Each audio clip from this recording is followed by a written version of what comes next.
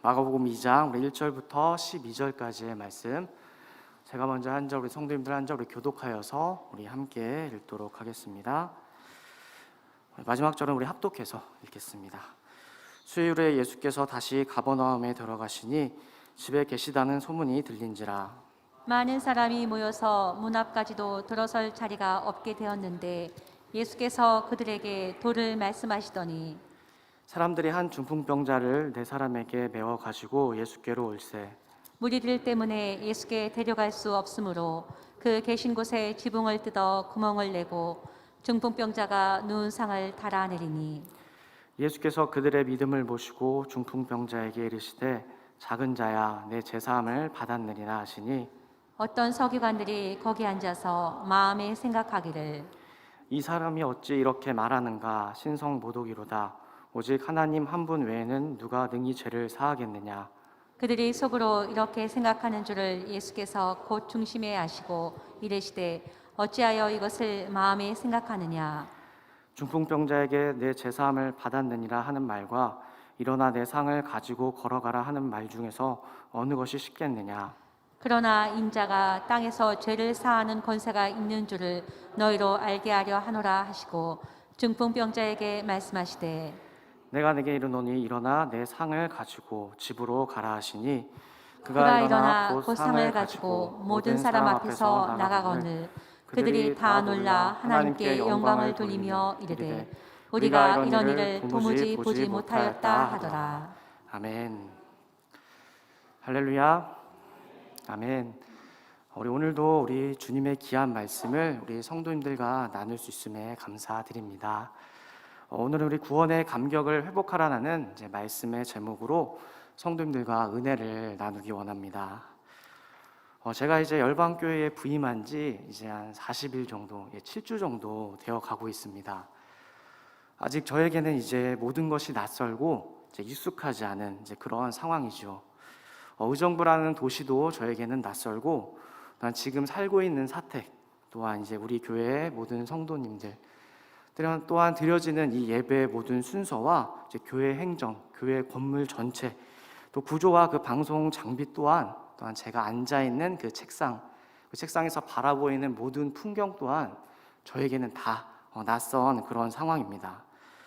심지어 스타렉스까지도 좀 저에게 낯선 것 같아요. 제가 이제 교회 차를 운전할 일이 있었는데, 교회 차를 운전하면서도 내가 의정부의 열방교회에서 이 스타렉스까지 적응을 해야 되는구나 라는 생각을 혼자 해보게 되었습니다. 우리 성도님들에게는 저만 이제 새롭고 낯설겠지만, 아직 저에게는 이제 모든 것이 낯설고 새로워서 아무것도 아닌 일에 제가 긴장을 하기도 하고 또 어렵고 불편한 마음이 들기도 합니다. 익숙하지 않는 낯섦, 또한 특별히 저같이 이제 소심한 사람들에게는 낯선 환경이 평소보다 많은 불안과 긴장, 또한 스트레스를 갖게 만드는 이제 불편함이 됩니다. 그런데 반대로 이런 낯선 환경이 또한 저에게 감사의 고백이 되기도 합니다. 우리 대부분의 성도님들께서는 교회의 모든 성도님들과 또한 예배의 분위기가 익숙하실 것입니다. 제가 몇 주 전 주일 오후에 설교하였던 것처럼 나에게 너무 익숙하여서 이제 당연하게 드리는 그런 예배, 또한 익숙한 교회 생활, 성도님들이 이제 때로는 우리에게 너무 익숙하여서 이제 그 소중함을 잊고 지낼 때가 많다는 것이죠. 그래서 모든 것이 낯설고 익숙하지 않은 저에게는 이제 감사의 고백이 되기도 합니다. 제가 짧은 시간 속에서 열방교회에서 느낀 그 감사의 고백이 있다면 이제 모든 예배가 너무 은혜롭고 이제 뜨겁다는 것입니다. 우리 담임 목사님을 비롯한 말씀을 전하는 모든 사역자들의 말씀이 너무 은혜롭고, 또한 찬양과 기도가 뜨겁습니다. 특히 수요 예배 시간은 은혜로운 말씀과 뜨거운 기도회가 조화를 이루는, 꼭 1년 한두 번씩 가는 그런 수련회와 같은 뜨거움과 우리 성령 하나님의 임재를 경험할 수 있는 아주 은혜로운 시간입니다.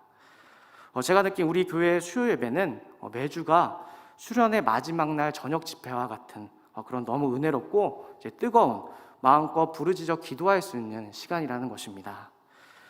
또한 점심을 이제 교회에서 제공해 주시는데, 제 아내가 그래서 이제 삼식이로부터 이제 해방되게 된 것이 이제 감사의 고백이 되기도 합니다.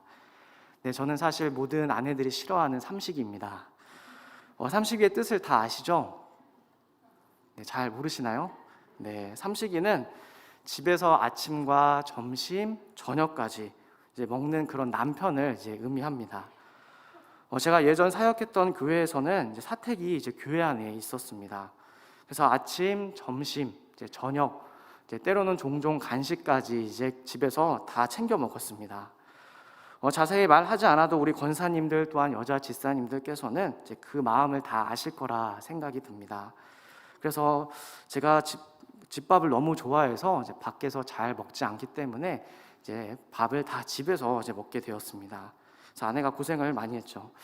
그런데 열방교회 와서 점심을 이제 교회에서 주신다고 하니 이제 아내가 삼식이로부터 이제 해방될 수 있게 되어 이제 그것 또한 이제 감사의 제목이 됩니다. 그리고 심지어 저의 입맛에 교회 점심이 너무나 맛있습니다. 그래서 아침에 출근하면 점심시간이 빨리 되기를 원하고 바라고 기도하며 기다릴 때도 많습니다.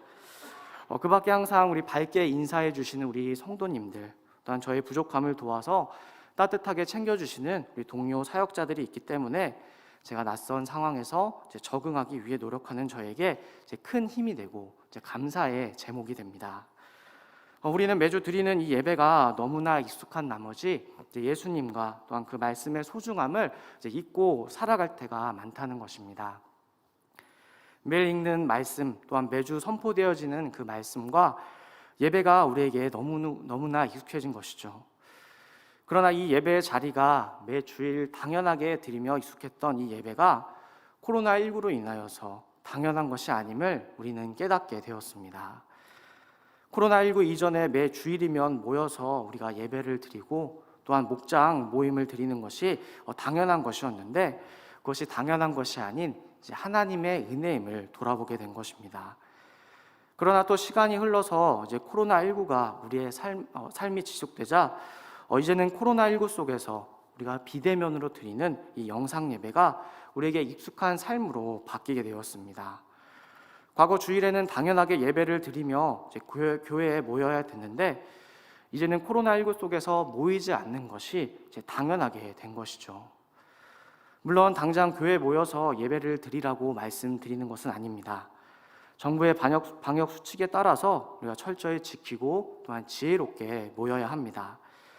단지 익숙함에 빠져 진정 우리가 살아가야 될 그런 모습과 드려야 될 소중한 예배를 놓치지 않기를 원하는 것입니다. 여러 가지 마음과 이유가 있으시겠지만 그래도 오늘 우리가 이 자리에 모인 것은 우리의 영은 그리스도의 말씀으로 말미암아 새로워지고 힘을 얻는 것을 경험하시고 믿으시기 때문이라 생각합니다.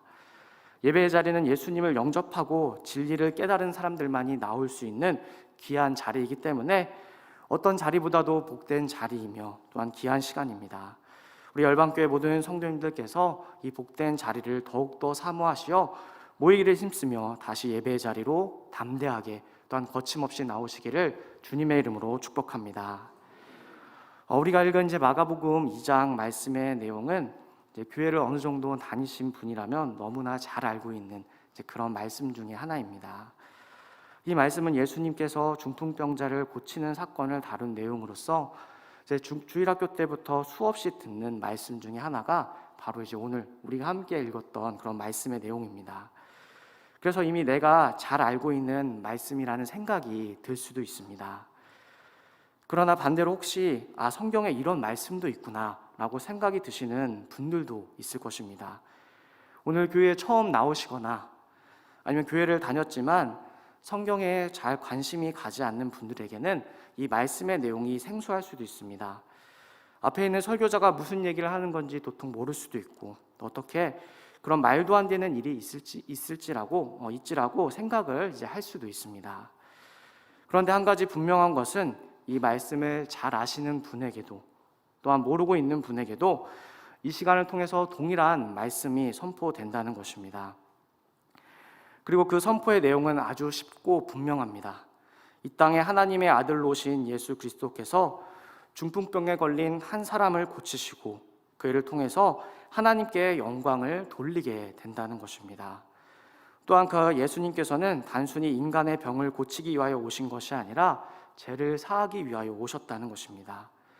즉 예수 그리스도께서 인류의 모든 죄를 사하는 권세를 가진 구원자이심을 선포하고 있습니다.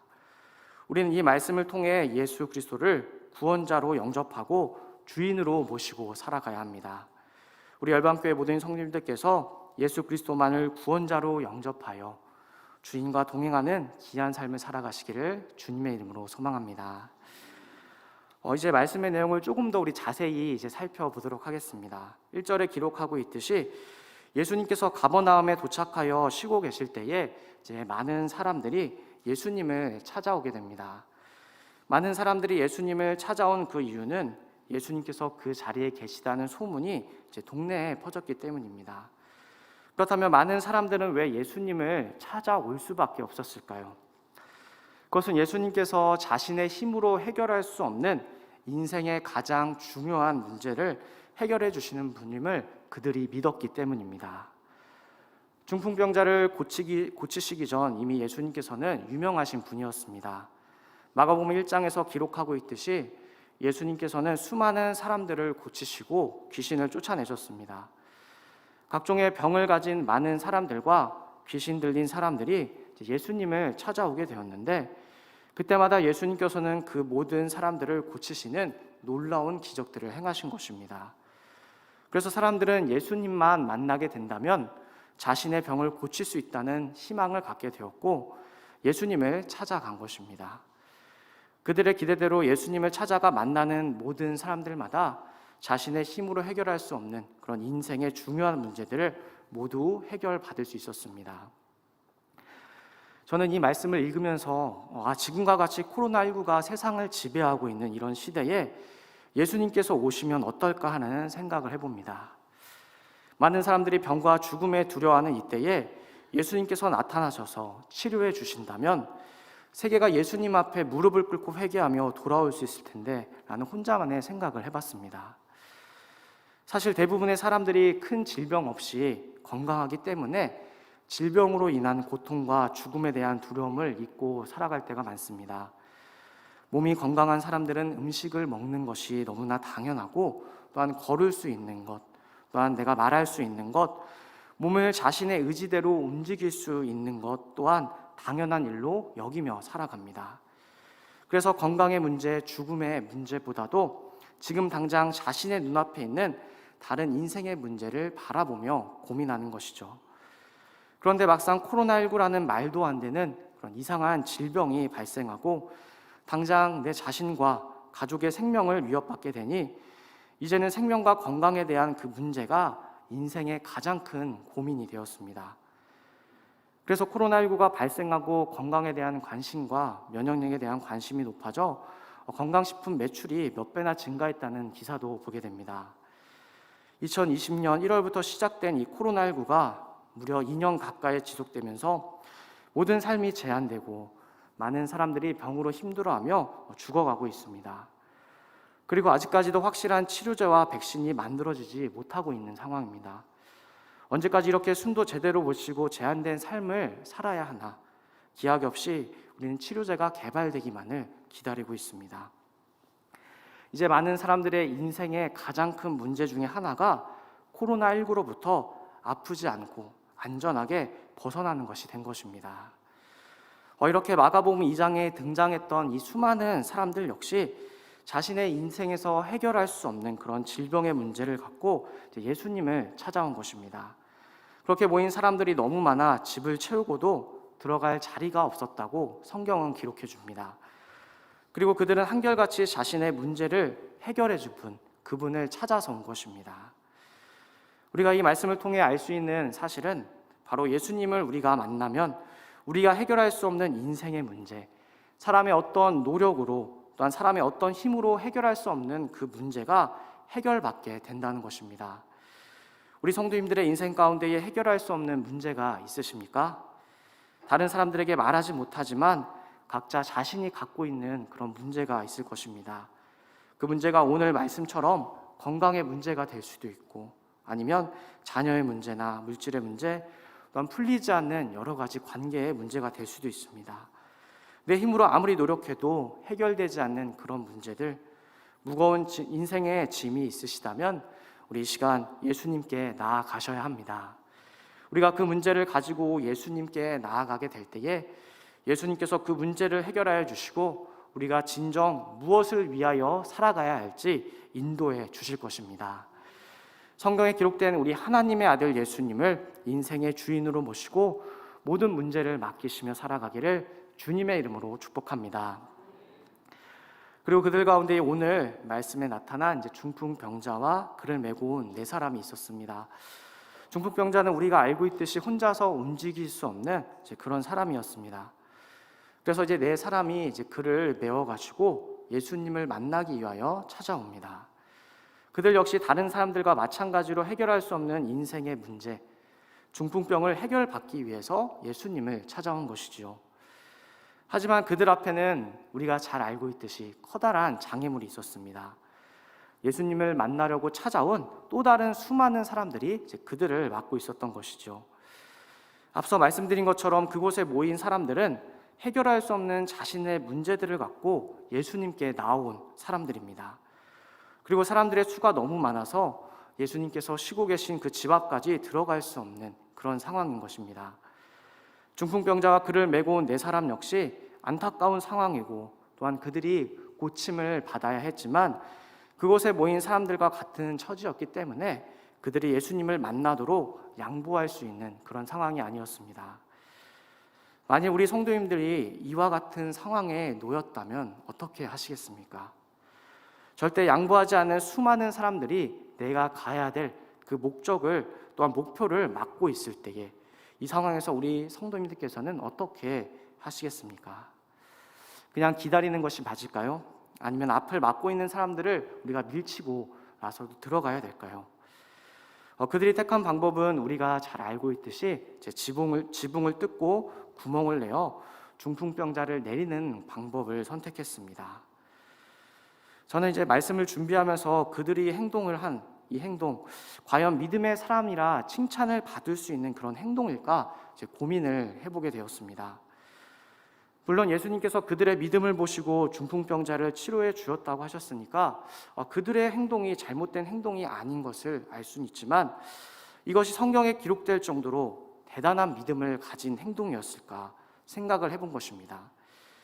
그런데 곰곰이 말씀을 묵상하며 생각해 보니 과연 나는 이 말씀처럼 이 사람들처럼 믿음의 행동을 할 수 있었을까? 이들과 동일한 상황에서 똑같이 할 수 있었을까? 고민을 하게 되었습니다. 그리고 저는 이들과 같이 행동할 수 없다는 결론을 내리게 됩니다.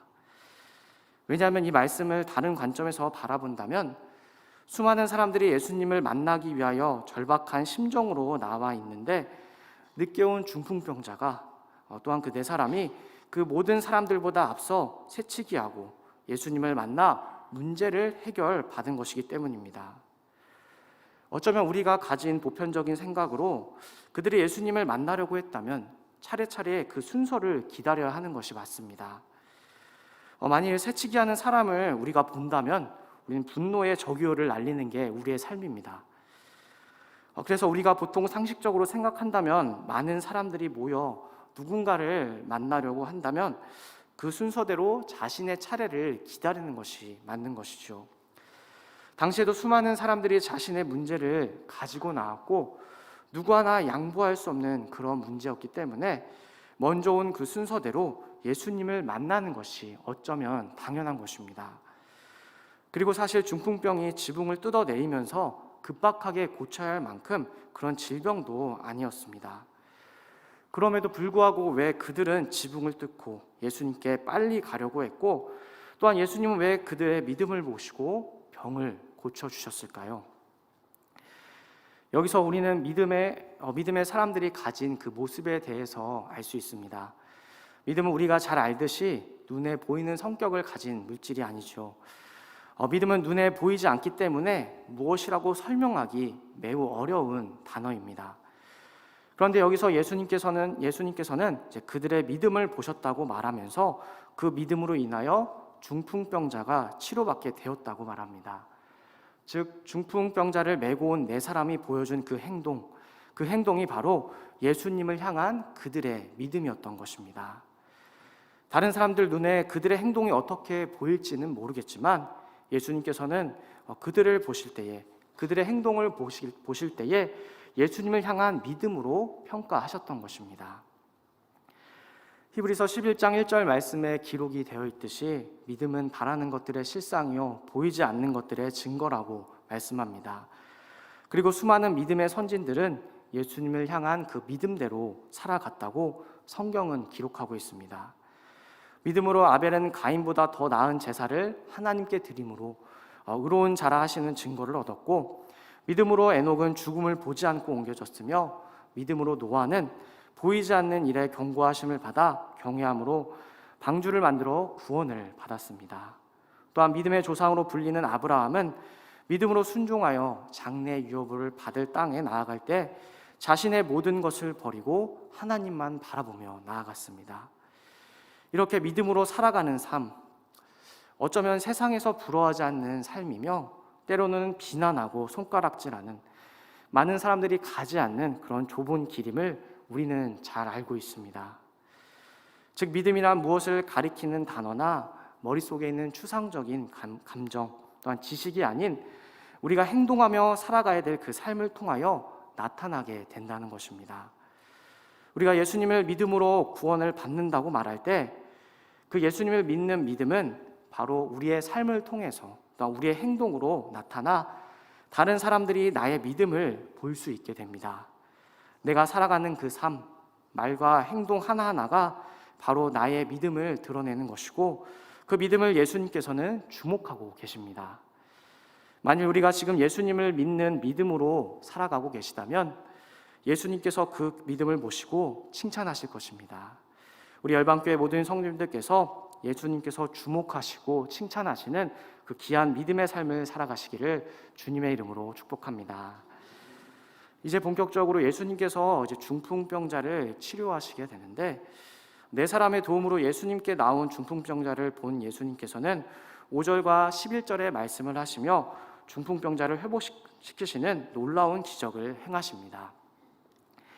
예수님의 말씀에 중풍병자는 즉시 회복되어 일어나게 되었고, 그곳에 있던 많은 사람들이 그 기적을 보고 예수님의 능력을 경험하게 되었습니다. 우리 마가복음 2장 12절 말씀을 우리 다시 한번 우리 함께 읽도록 하겠습니다.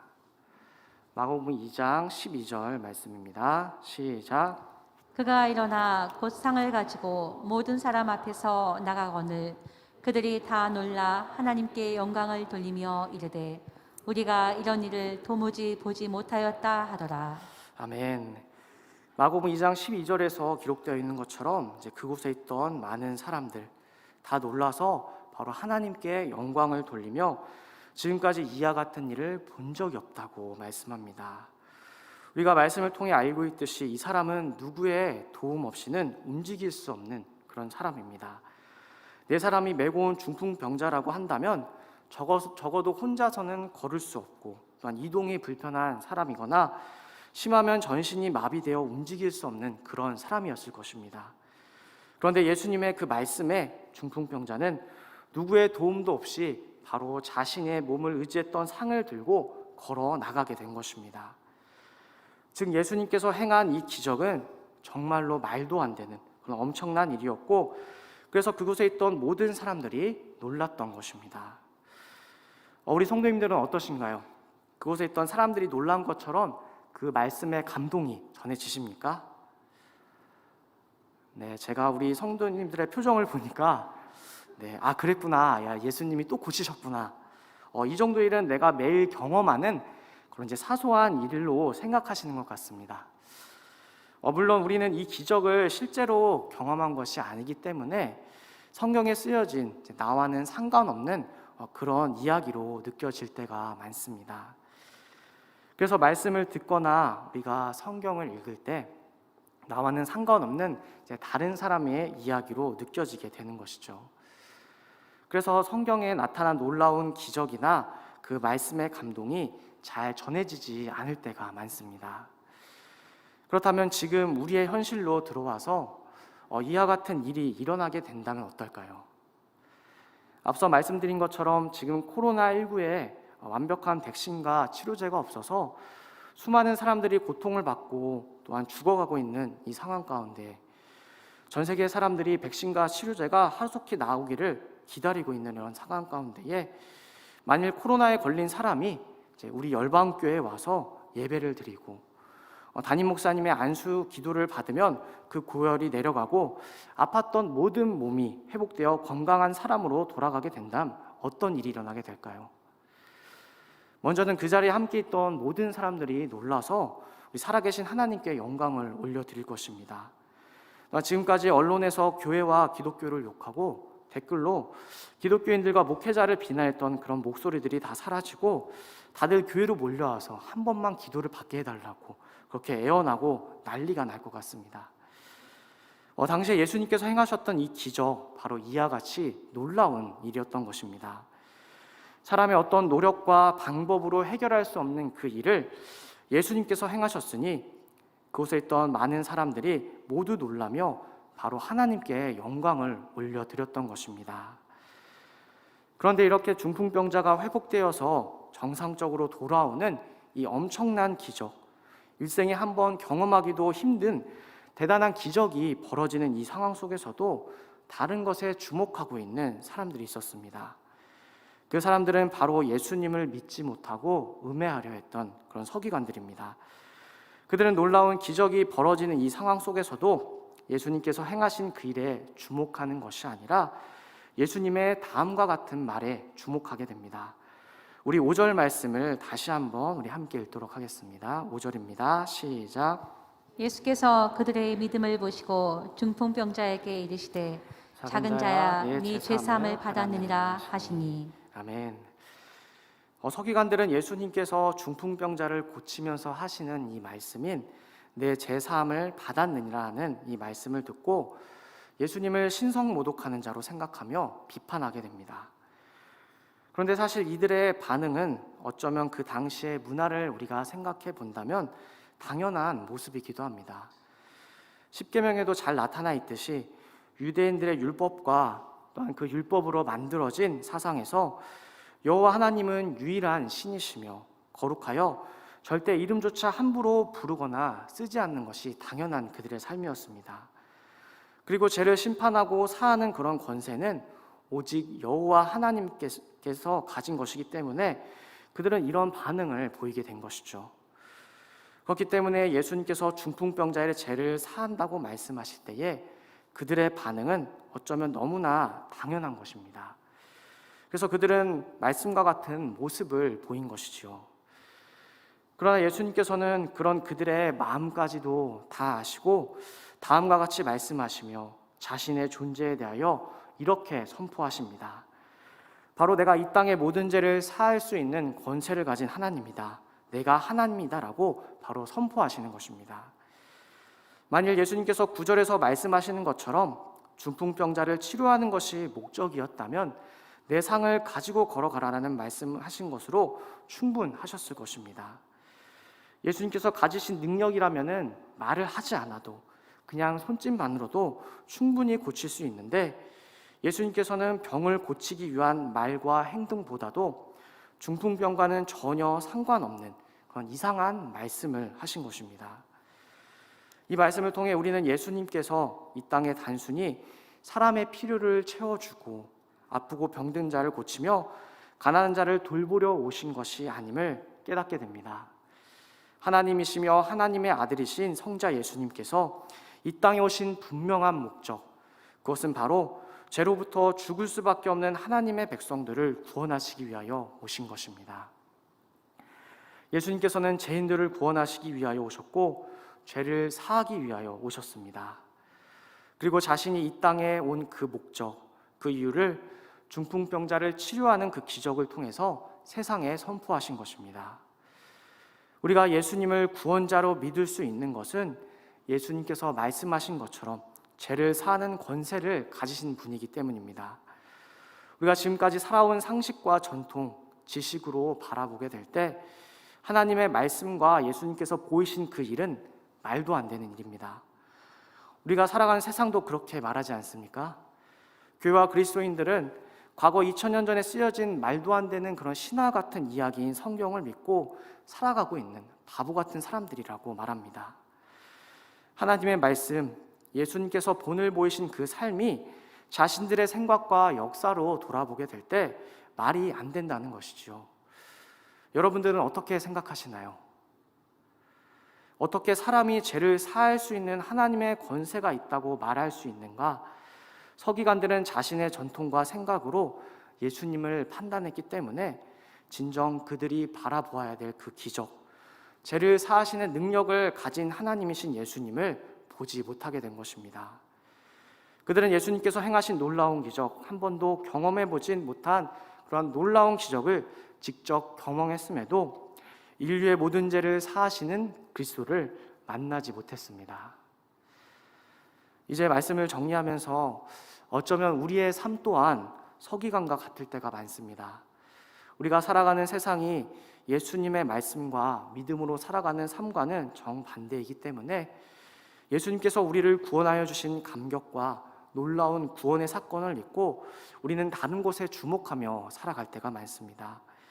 예수님께서 바로 나를, 또한 우리를 영원한 죽음의 자리에서 영생의 자리로 옮겼는데 우리는 그 어떤 노력과 능력으로도 해결할 수 없는 놀라운 기적을 행하셨음에도 그것을 잊은 채 세상 사람들처럼 동일하게 살아가는 것입니다.